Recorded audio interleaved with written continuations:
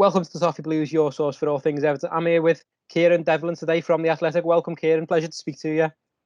Pleasure's all mine, Tom. How are you doing?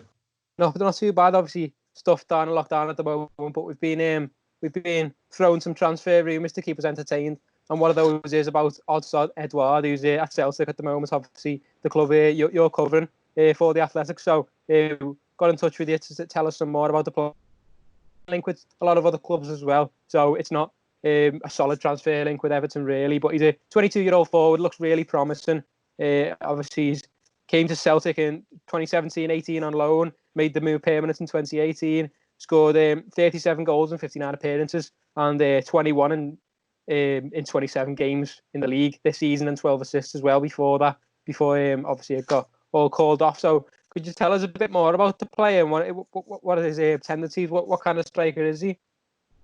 Well, I think the key thing with it, we're saying he's got 27 goals this season. He's also got 19 assists through transfer market. I think the thing that I keep telling people with Edouard is that he's developed so much over 2.5 seasons. When he first arrived from PSG, he was 18.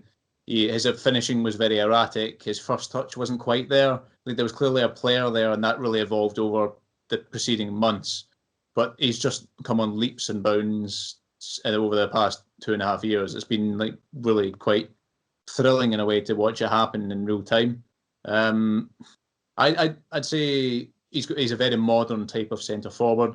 Like, it's not just about finishing. He drops deep, he drifts wide. He really likes to not necessarily create. He doesn't become like a false 10 or he doesn't like to become a playmaker. He's still very much a centre forward, but he likes to influence things from across the entire of the final third. So I'd say, yeah, he's very much. I guess in some sense you could have some similarity to what Richarlison is doing for Everton, where he's not just an orthodox number 9. He's very intelligent with his movement, his reading of the game. He's a very cerebral footballer, and his quality of finishing, like he has a whole variety of the finishing. He's very composed in one-on-one situations. He loves a dinked finish. He can curl them in as well. But what I'd say, so we had to do our player of the year for the Athletic this season. They gave it to Edouard, and the thing I came back to is that you can have him a whole number of different attributes as your favourite attribute of his, but the thing I keep coming back to is his decision making and the timing of those decisions. I think he rarely makes the wrong decision on the ball, and it's always timed perfectly and with the most appropriate weight and power.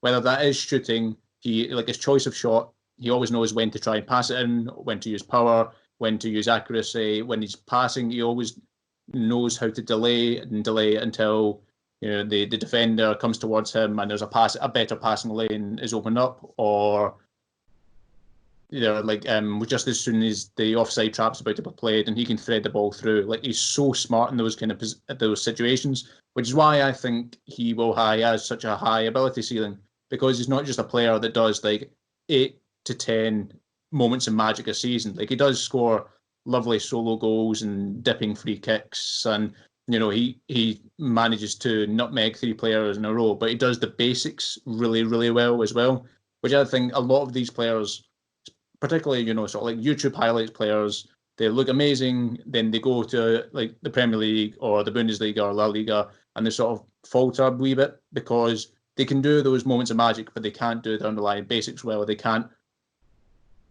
pass very succinctly, but very candidly. They can't shoot in the right positions, in the right situations. So I feel like that's his best quality, is that, well, he does have, he has this brilliant technical quality, and he's a massive game player. He scores so many dramatic winners in big games in Europe and derbies and title clinchers. But he's also just an all-rounder, which I think a lot of players struggle with, especially when they're trying to make that final step to the highest level. Yeah. Can he make that final step then? Do you think, obviously, you talk about how much he's come on at Celtic, but do you think he can get even better than he is at the moment? How high is that ceiling? Could he be one of the top strikers in Europe? How good could he be?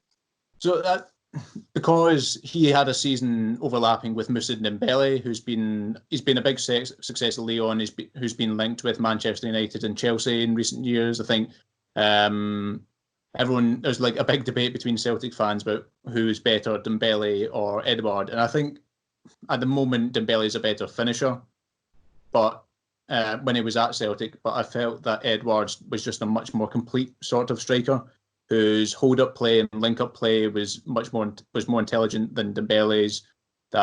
His movement was so precise, and as I say, like he's just such an all-rounder.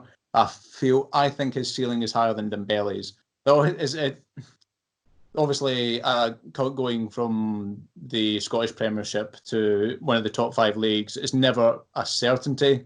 But at times, Edouard this season has reminded me of Virgil van Dijk in his 2 years at Celtic, when he was almost like the disparity between Edouard and some of the players around him was almost like comically high.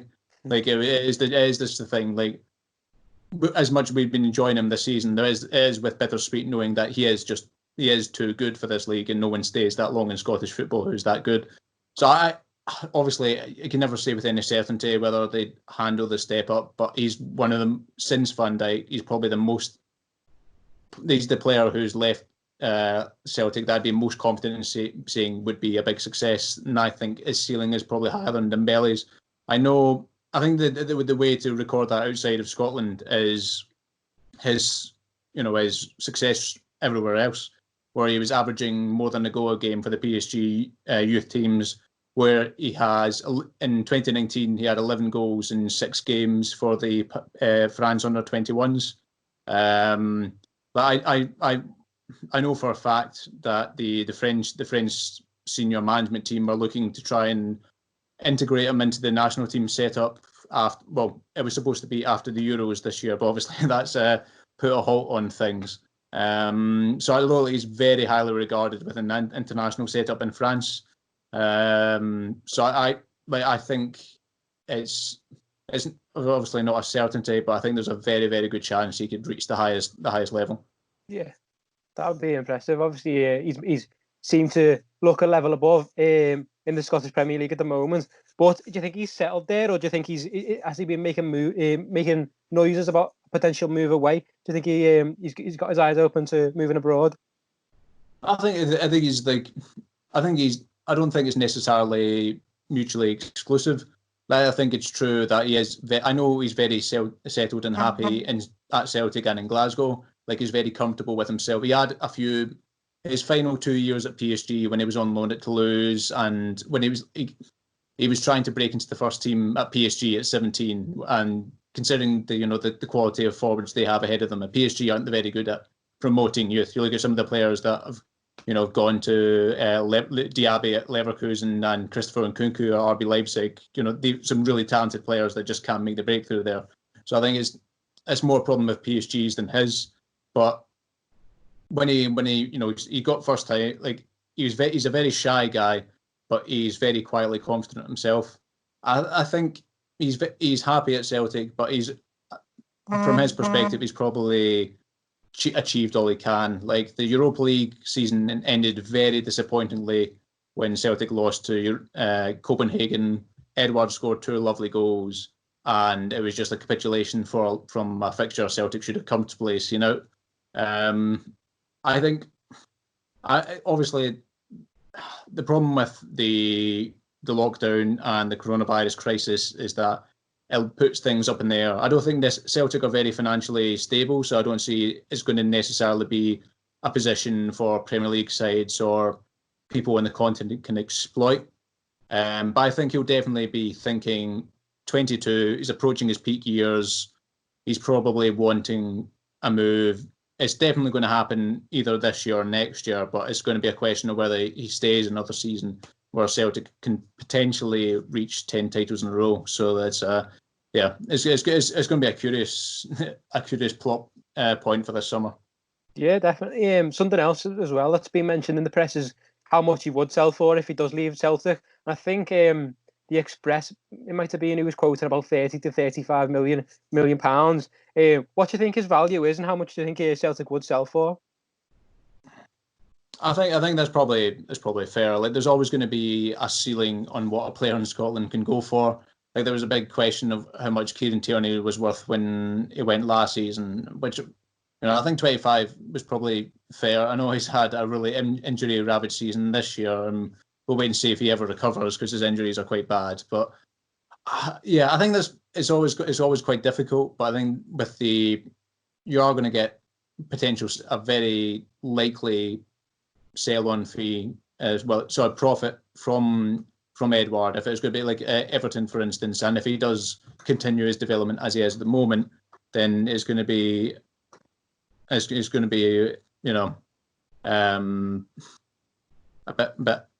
bit hard to keep him, like, as if he goes at the next level. But I think it's probably, that's 30 is probably fair given everything that's happening. But we'll wait and see what happens to the market, because the entire transfer market could just collapse after the crisis. So who knows? Yeah, it'll be a weird one this summer. Obviously, we don't know what's going to happen at all. But it's all speculation at the moment. But do you think if he moves to the Premier League, would he suit the Premier League, and would he suit Everton as well? Yeah, I think it would suit the Premier League. Like, I think for all Scottish football has its faults, it's a very intense league, not just physically, but it's people. There's a lot of hard running. It's very hard working, and I think it does prepare players for the Premier League. Like, I would say, people have gone recently from Celtic, like, Stuart Armstrong, Victor Wanyama, Van Dijk. It did prepare them in that way for the Premier League. I think he's not the most physically imposing, similar to what Dembele is, but he is strong. He knows how to use his body well. He works hard, and he's not afraid to get physical as well. Like, he's, as I say, like, he's struggled to pinpoint specific weaknesses in his game. There are areas to improve, of course, but I wouldn't say he's very adaptable, like, as he's shown by how successful he's been in Europe, whether that is through like a high pressing game or whether it's a bit more reactive than proactive. If they do have to, like, sit back with a low block and then break, he's very good at holding up the ball and linking play, or he can lead the high press. He's not the quickest necessarily, but he is very intelligent in how he presses the ball, and how he defends from the front in that regard. I think he would be. It would be interesting because obviously with Richarlison there, it's dependent on how Richarlison would be used alongside him, whether there could be an entirely new formation, an entirely new system. But I think Edouard is best when he is a focal point of an attack, when he has, like, he's been most successful. Though Celtic have transitioned lately to a 3-5-2 in the months before the lockdown, Edouard was possibly most successful when he was the focal point of a 4-3-3. Or 4-2-3-1. So I think it would be interesting to see how it manifested itself. But I think he's such an adaptable player that at least stylistically the transition to the Premier League wouldn't be a problem. Yeah, that's the thing. Obviously, I do think Everton would be lucky to get him. To be honest, I think he probably, maybe this is just me being pessimistic, but I can see him going to someone even better than Everton, to be honest. But I think Everton will be lucky to get him. He's a really good player. But we've already got as well, obviously you've mentioned Richarlison, who was quite similar too. We've already got Dominic Calvert-Lewin's coming into his own recently as well. And Moise Kean obviously signed from Juventus, and he's looking to get a game at the moment. He hasn't had much. He's had a bit part opportunities this season, not a run of games in the team. So we've got 3 strikers there already who want to be pushing for 2 places in the team, potentially even 1 if there is a change of formation. So what does the offer difference to the players who are there at the moment in terms of Richarlison, Dominic Calvert-Lewin and Moise Kean? What could the offer difference to those, and where do you think he fits in? I think the thing that, as I was saying earlier, I'm not sure about the specific statistics of Calvert-Lewin and Moise Kean and stuff like that. But, like, as I said, the key thing to take away from Edouard in that he has contributed to 46 goals this season, 27 scored and 19 assisted, and I think he is so clever in his use of the ball. Like as I was saying, like the way he threads balls through, his reverse passing, his combination play around the box is just so precise, so well timed that I think he's brilliant at bringing others into play. Like he's just phenomenal at bringing the best out the rest of the team. He just elevates their level just through his own game intelligence and not just his quality of finishing. So I think because he is such an all-rounder, he's a very versatile player, but he is by some distance best as a number 9. So I think maybe in that way he could be most useful in bringing out some of the attacking midfielders or some of the wingers, depending on what system Everton opt for, whether that would be a Bernard or someone. I think he's very good at combining with those types of players and getting them into goal scoring positions themselves. So I think it could be something in trying to elevate the attacking collective, not just in terms of getting to the byline, getting to the 6-yard box and trying to tap in. Yeah, definitely. If any striker can get Gylfi Sigurdsson to have more than 10 touches in a game, I'd pay whatever money for him. But no, yeah, he sounds like a really good player. Like I'm really looking forward to see what happens with this one, because he sounds like a great player who could be one of the best in Europe in the future. He sounds like a really good player. I'd love to see him in the Premier League. I've not seen enough of him at Celtic. I don't think I've watched much of him, but it's been really interesting to hear from you what kind of player he is, and he does sound like he's really good. So I'll be look forward to see what happens this summer, whether he will move away or whether he stays at Celtic as well. And if he does, I look forward to watching him there next year. But thanks a lot for giving us an insight into him anyway, because it's been a pleasure to learn more about him. Obviously, a rumour that's only in the offing at the moment. Everton are only one of plenty of clubs interested, so it's not solid interest at the moment, but there is potentially something there. So it's been thanks a lot for speaking to us, and obviously thanks a lot for the viewers as well for watching the video, and make sure you subscribe to the Toffee Blues, and obviously give Kieran a follow on social media as well. Top stuff that he's doing for the Athletic, working from home at the moment in these lockdown conditions. So it's difficult for everyone, but there's still quality content out there. So thanks a lot for watching, and join us next time on the Toffee Blues.